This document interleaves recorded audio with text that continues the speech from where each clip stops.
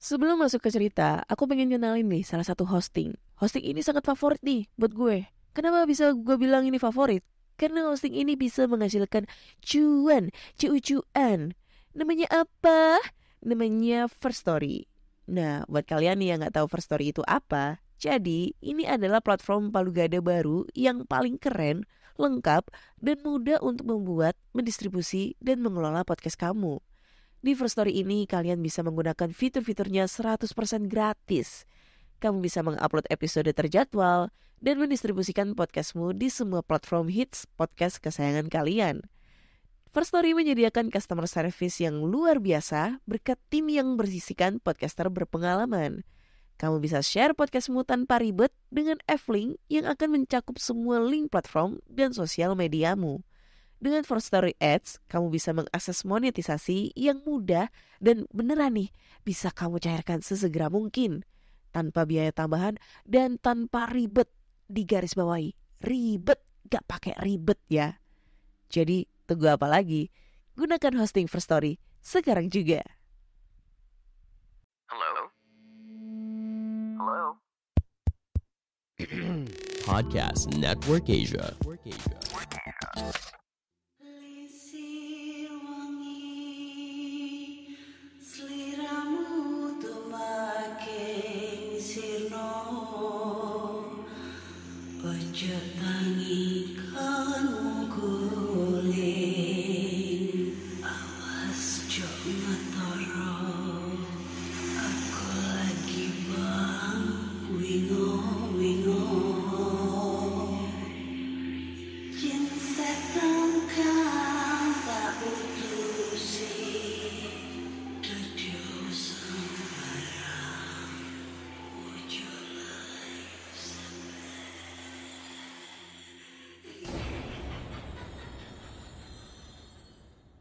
Hai Rek, iya apa kabare? Ketemu lagi dengan aku si Ana di podcast kisah horor. Kita bertemu di episode 202 ya, season 3. Wanjay, 202 udahan ya. Dan di episode kali ini aku akan bacakan cerita horor ataupun email berhantu yang sudah dikirimkan teman-teman melalui podcast kisah horor @gmail.com atau DM Instagram podcast kisah horor serta Google Form yang linknya tersedia di bio Instagram podcast kisah horor. Sering berjalannya waktu gue kalau ngelihat analitik apa itu podcast ya, podcast gue di Spotify itu sangat bagiku ya memuaskan banget. Di Noise juga udah mulai banyak perkembangan, udah hampir 3.000 belum dong 2.500 subscriber. Kalau di Spotify udah hampir 30.000 follower. Wah, banyak banget ya udahan. Kalau di total itu mungkin ada sekitar 35.000, hampir 35.000 follower podcast gua di Spotify sama di Noise. Gua belum tahu di Anchor, belum tahu yang ada di Apple Podcast, ada lagi yang di Google Podcast, terus lain-lainnya itu ada berapa gitu ya, gue nggak tahu. Tapi kalau misalnya udah dari 2 platform aja udah segitu banyaknya ya, wah kayak berasa nggak nyangka banget gitu loh. Kalau gue udah banyak kalau podcast gue itu lumayan banyak yang suka kayak gitu. Love you guys kayak gitu ya. Terus gue kemarin juga ada pengalaman nih anjir. Ini lucu. Kalau gue ngira sih lucu ya. Jadi kapan hari itu ada yang nge-DM. Hai Kak Ana, kenalin aku penggemar baru dari podcast kisah horor gitu. Nama gue bla bla bla, gue gak mau nyebutin nama ya. Terus dia tuh cewek. Habis itu kan gue tuh kan lama tuh respon DM. Ya kan, apalagi yang masih di permintaan gitu kan, DM di permintaan. Terus dia tuh nge-DM lagi kayak gini. Karena lu ada hubungan apa sama nih cowok? Ada cowok namanya, sebut aja namanya Bintang kayak gitu ya. Lu pacarnya apa mantannya atau apa gitu kan. Terus gue kaget dong, apa sih maksudnya? Gue gak tahu, bingung. Habis itu gue buka itu IG-nya dia. Terus gue lihat, gue itu berteman bersama sama temen, ada cowok yang namanya Bintang itu. Tapi gue udah temenan lama banget di Instagram dan emang gue itu udah kenal lama banget, udah sehelo banget karena dia itu dulu tuh temen satu pendaftaran gue gitu tahun 2010. Terus mungkin dia sempet sensi gara-gara gue itu yang dulu-dulu postingan dia yang dulu-dulu itu sempet ngelop gitu sih, sempet nge-like hampir setiap fotonya gue suka like gitu kan. Soalnya gue kan orangnya kalau dulu itu suka nggak punya kerjaan, jadi gue like semua yang followers gue kayak gitu kan. Itu ngamuk cuy, dipikir gue itu ada apa-apa gitu. Padahal asal lo tahu ya mbak ya, sebelum lo kenal sama itu cowok, gue itu udah kenal duluan. Gue udah banting tulang sama dia bareng-bareng gitu ya untuk mendapatkan untuk meraih cita-cita kita. Ya bedanya gue nggak tercapai cita-citanya, dia tercapai nih cita-citanya nih ya. Jadi nggak usah sosokan gitu ya. Tolong diselidiki dulu gitu seluk beluknya. Anjay, lucu sih ini ya. Gue dilabrak cuy sama pendengar podcast Kisah Horor gara-gara gue nge-like postingan cowok yang nggak taunya itu cowok itu temen gue lama, tapi sekarang tuh cowok itu jadi pacarnya dia. Aneh kan? Oke, langsung aja kita masuk ke topik cerita, dan cerita pertama ini datang dari email. Judulnya adalah Teror Rumah Baru. Hai Kak Ana, perkenalkan nama aku Shirley. Jadi cerita ini aku dapat dari temennya nenek. Bukan cerita horor sih, semacam curhat saat mau pinjem uang ke nenek saya. Wanjay, pengalian isu ya, pengalian cerita. Ngobrol masalah uang, tahu-tahu malah jadi cerita horor. Jadi kayak gini Kak ceritanya. Waktu muda dulu bapakku punya rumah di kota XXXXX gitu ya. Hasil dari jual rumah di Surabaya. Rumahnya tergolong murah. Jadi uangnya sisa banyak buat modal dagang. Ceritanya bapak mau dagang sayur yang dijaga ibu sama mbakku. Karena gak ada pesaing, dagangan kami lumayan laris. Sekitar 2 bulan kami menghuni rumah itu, kondisi rumah jadi aneh. Ibu sering sakit-sakitan dan mbakku jadi pendiam banget. Suatu malam seperti biasa mbakku tidur di sebelahku. Aku belum bisa tidur karena hawanya gerah banget. Aku coba rebahan menghadap mbakku sambil menempelkan punggung ke tembok. Tiba-tiba mbakku bangun dan duduk di sebelahku. Mereka datang lagi. Matanya lirik sana sini. Kenapa mbak? Sambil aku liatin matanya yang melotot ke sana kemari. Mbakku gak menjawab. Dia rebahan lagi sambil menutup mukanya pakai sarung. Kupikir apa ya gitu. Aku pun gak ambil pusing, lalu ikutan merem. Pernah suatu malam pas bapak ngantar ibu berobat ke luar kota, aku dan mbakku sendirian di rumah. Mbakku lirik sana sini kayak nyari sesuatu. Aku gak ambil pusing. Gimana tadi ya? Aku gak ambil pusing, aku pamit ke mbakku mau ke kamar mandi. Tapi mbak gak ngebolehin. Bahaya katanya. Aku sih ngeyel aja, ngotot mau ke belakang. Kalau gak dibolehin bakal pipis di kamar. Mbakku malah nyuruh pipis di situ aja. Aku mah ogah, langsung tancap gas ke WC. Lokasi WC itu setelah dapur. Pikirku sebelum pipis comot dulu tempe goreng di atas meja makan. Pas di depan pintu dapur aku lihat ada laba-laba gede banget. Ukurannya seukuran orang dewasa. Dia nempel di tembok pas di atas tempe goreng. Laba-laba ini aneh Kakinya cuma 4 dan badannya ditutupi rambut.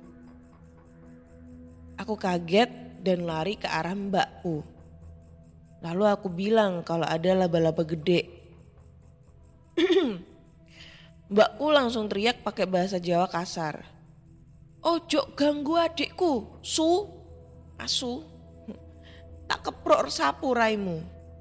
Yang artinya, jangan ganggu adikku anjing. Kupukul kamu pakai sapu. Ini beneran ya ada kata anjingnya ya dia. Aku sih gak paham soal gaib-gaiban begitu. Kupikir itu bener-bener binatang besar. Agak larut malam dikit, aku dan mbakku ada yang terpejam. Kami saling diam. Mbakku sepertinya tegang banget. Gak berapa lama terdengar suara dengkuran dari kamar bapak dan ibu. Mbakku tambah tegang. Soalnya kamar itu lagi kosong. Belum selesai sampai di situ. Tahu-tahu di kamar mandi terdengar suara orang jebar-jebur. Wes, aku sama mbakku cuma bisa diam. Mbakku yang tadinya naik pitam malah jadi mengkerut. Zaman segitu masih pakai lampu kuning. Lampu itu bisa goyang-goyang kayak dibuat mainan. Mbak melotot tajam. Matanya lirik sana sini. Lagi tegangnya iseng-iseng aku lihat langit-langit. Mbak, itu laba-labanya di atas. Aku rangkul mbakku. Langsung tanganku ditarik keluar kamar. Aku diajak ke pintu keluar. Pas di depan pintu ada semacam hitam-hitam berdiri di dekat pintu dapur. Satu kejadian yang masih bikin aku ngeri. Pas udah di luar kamar, tahu-tahu dari atas jatuh pocong. Pas banget di antara kami. Aku sampai ngompol saking kagetnya. Mbakku mencoba menghindari pocong. Tapi si pocong keburu bangun, lalu aku gak inget apa-apa lagi. Bangun-bangun udah rame banget. Ada bapak juga dan mbakku nangis terus. Aku juga lihat ada mbah-mbah pakai baju koko sama peci. Setelah itu aku diajak bapakku keluar sama mbakku juga. Pas di luar ada beberapa orang juga pakai baju koko kayak santri. Mereka teriak-teriak sambil baca doa. Lalu samping rumah dicangkul dan tanahnya dimasukin kresek. Setelah agak lama dari kejadian itu, aku nanya ke bapak. Kata bapak, rumah kami ini dikirimi santet, tanah kuburan sama orang. Kata bapak, orang ini iri karena bapak menang nego sama pemilik rumah terdahulu. Orang itu berniat bikin kami gak betah. Bentar. Bude, makhluk laba-laba itu apa? Ini ada lanjutannya ya. Terus nasib si pengirim itu gimana? Tanyaku pada Bude temennya nenek. Aslinya itu bukan laba-laba. Itu orang yang tubuhnya dililit rambut. Berhubung dia merayap di tembok, jadi kukira laba-laba. Kalau soal pengirim, aku gak ngurusin dia. Kenal aja enggak. Terus Bude lihat wajahnya si laba-laba. Kata Bude wajahnya ketutup rambut. Tapi matanya nyala merah redup. Yang parah itu mbakku. Dia udah lihat banyak sejak hari pertama. Apa aja Bude? Tanyaku. Seingatku sih dia pernah bilang lihat ada makhluk mirip kunti. Tapi gak pakai daster.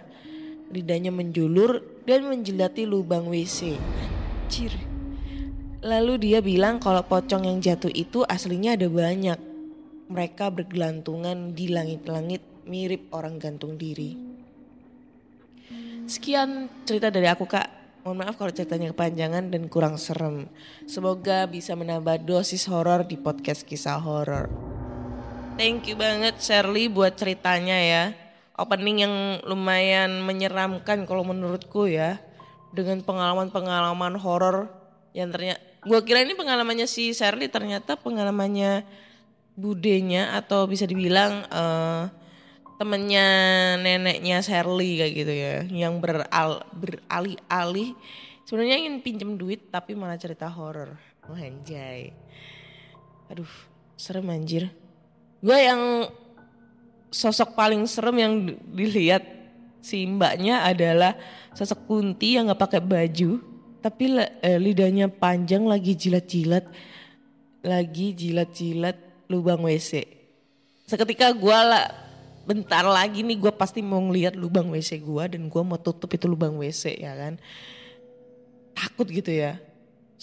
Misalnya nih kita lagi anak-anak beol, ternyata di dalam lubang itu muncul lidah lagi jilat-jilat, itu kita gitu ya. Nanti berasa seakan enak-enak gimana gitu, dan selain itu juga kita diuntungkan dia membersihkan bekas beol kita gitu, anjay. Ya kan? Terus lagi gue paling sebenarnya gue tuh kalau masalah suara-suara ya, suara-suara goib, gue belum pernah menemui, cuma kalau sering ngedenger dari cerita mamaku, sering ngedenger dari cerita-cerita dari pendengar podcast kisah horor gitu. Kalau dipikir-pikir serem juga ya kalau kita ngedengerin pas posisinya lagi di rumah nih, kita ngedengerin orang lagi mandi jebar-jebur, padahal di rumah cuma kita doang. Kayak gimana ya, horor banget gitu loh kalau menurut gue, kayak serem banget.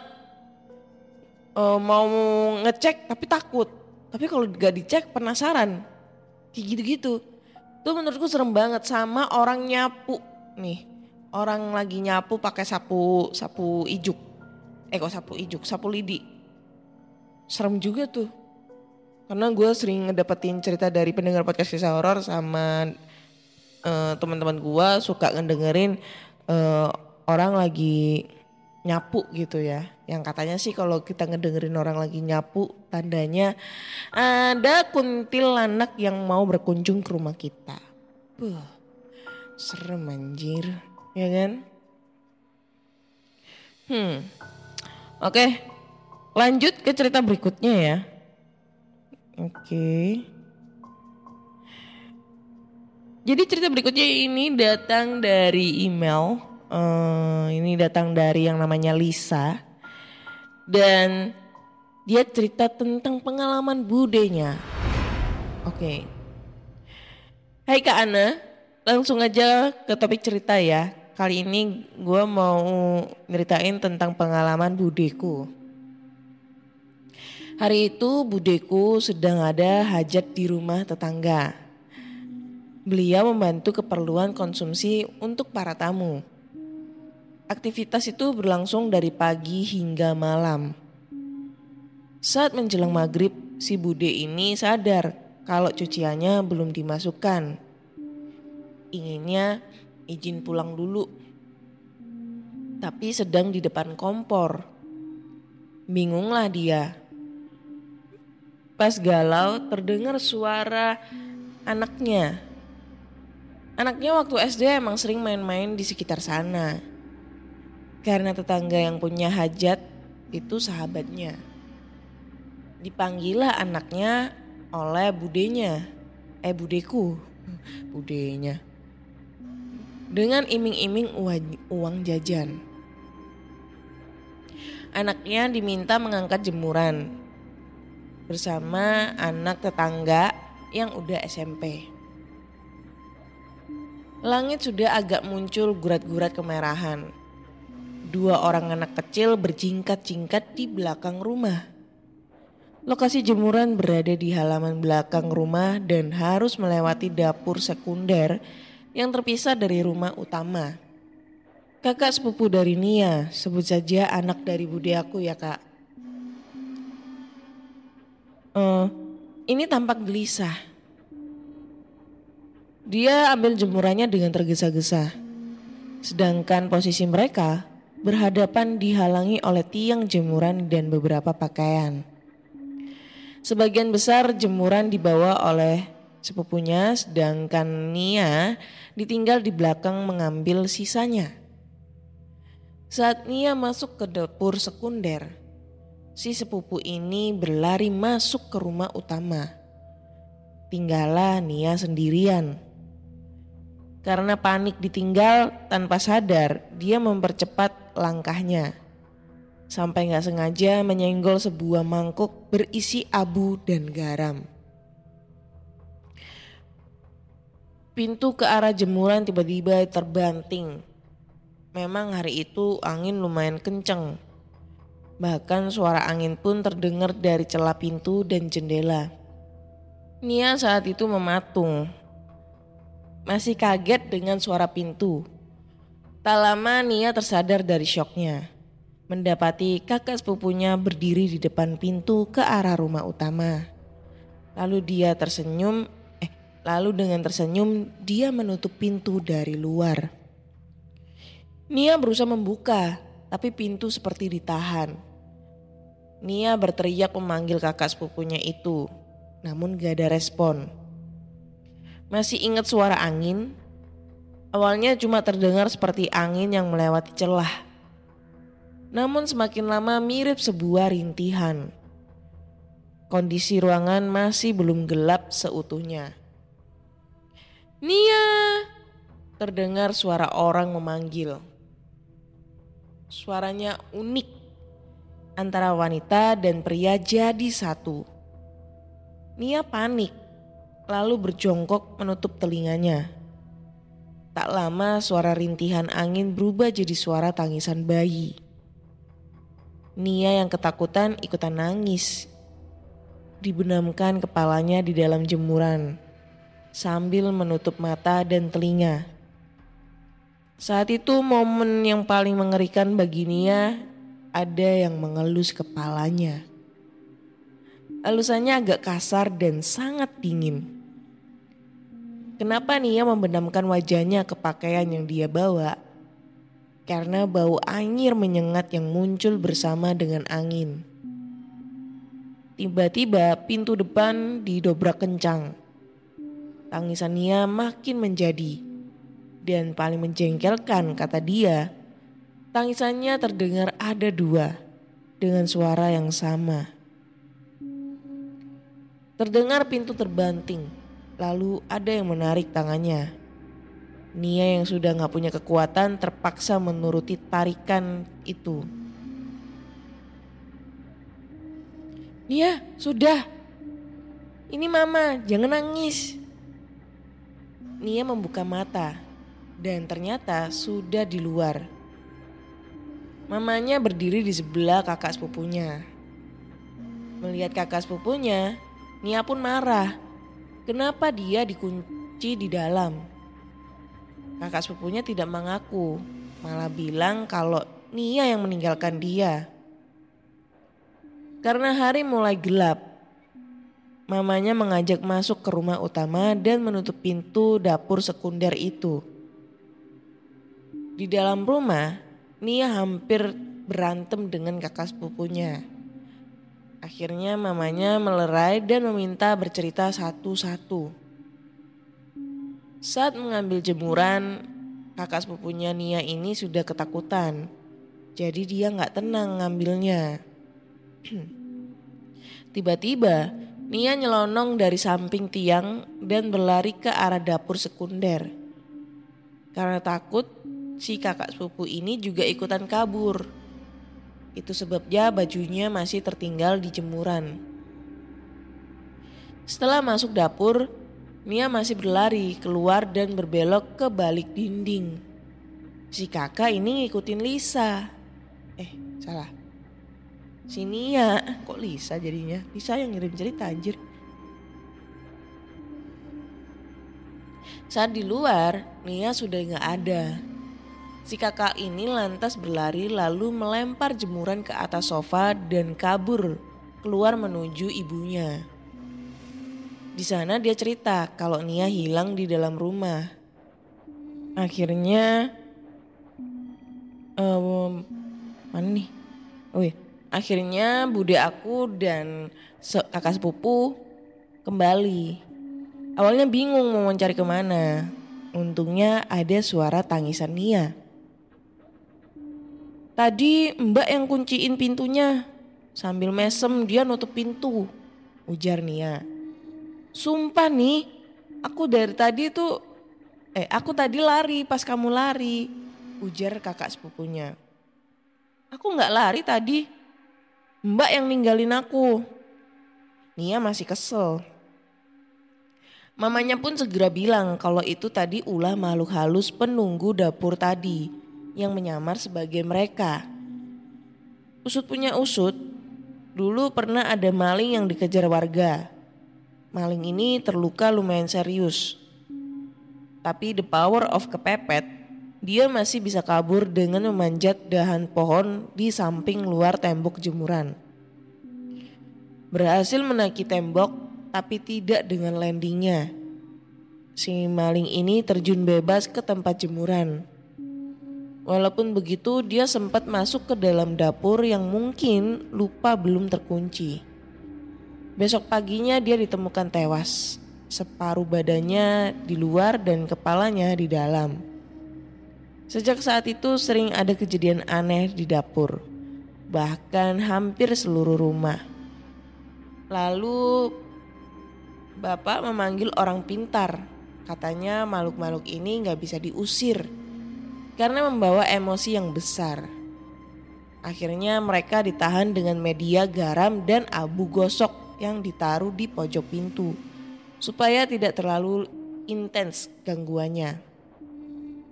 Kata paranormal menjelang akhir si maling, rasa takutnya, bencinya, marahnya dicampur rasa putus asa yang dalam. Itulah yang mengundang demit-demit level tinggi ini. Energi negatif itu yang menjadi santapan para demit di sana. NB, supaya rumah kita aman dari gangguan makhluk goib, perbanyak energi positif. Contohnya dengan beribadah dan diciptakan lingkungan yang nyaman bagi keluarga.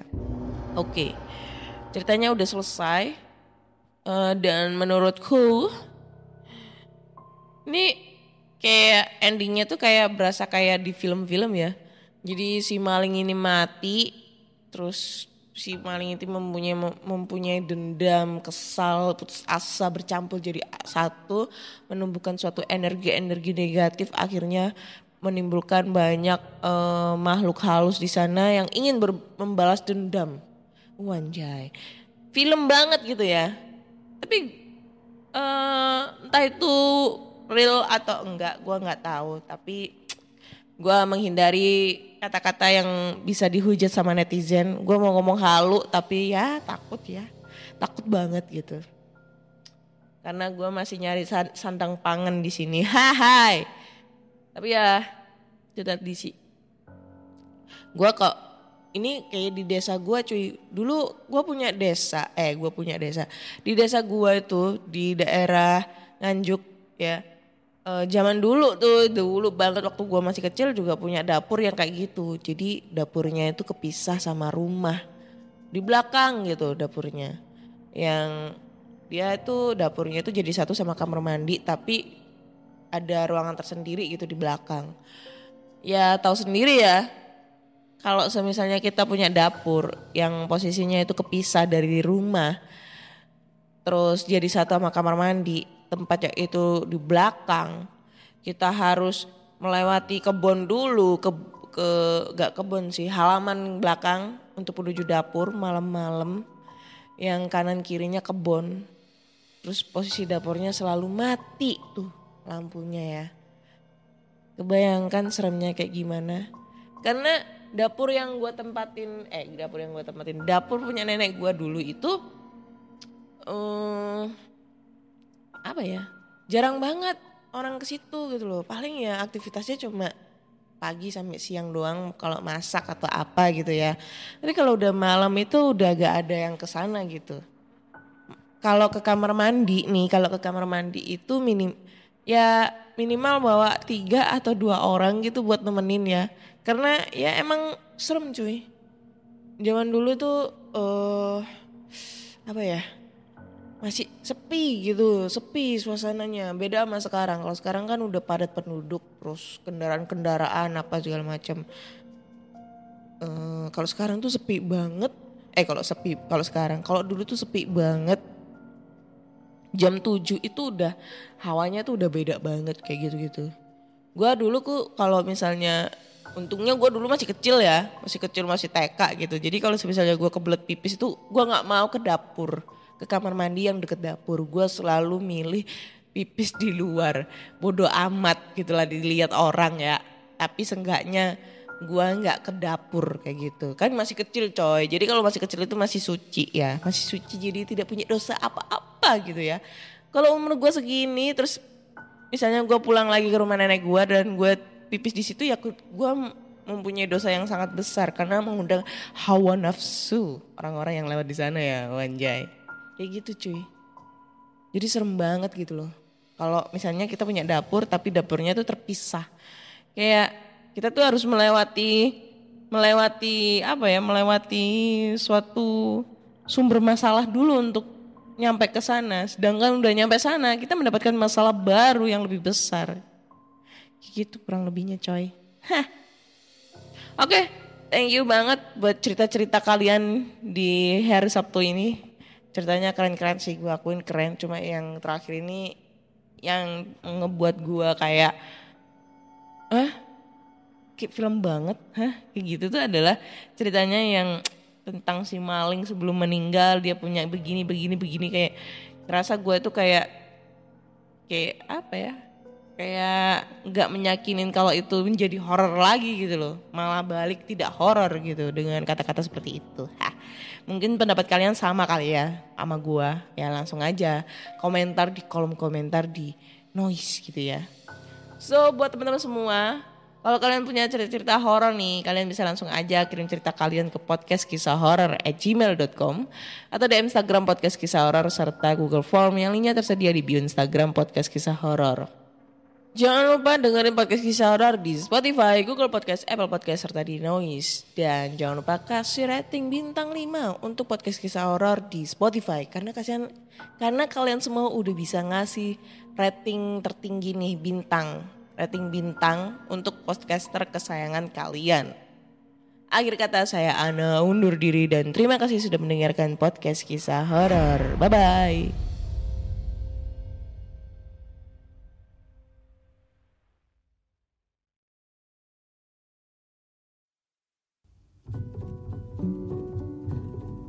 Pandangan dan opini yang disampaikan oleh kreator podcast, host, dan tamu tidak mencerminkan kebijakan resmi dan bagian dari Podcast Network Asia. Setiap konten yang disampaikan mereka di dalam podcast adalah opini mereka sendiri dan tidak bermaksud untuk merugikan agama, grup etnik, perkumpulan, organisasi, perusahaan, perorangan, atau siapapun dan apapun.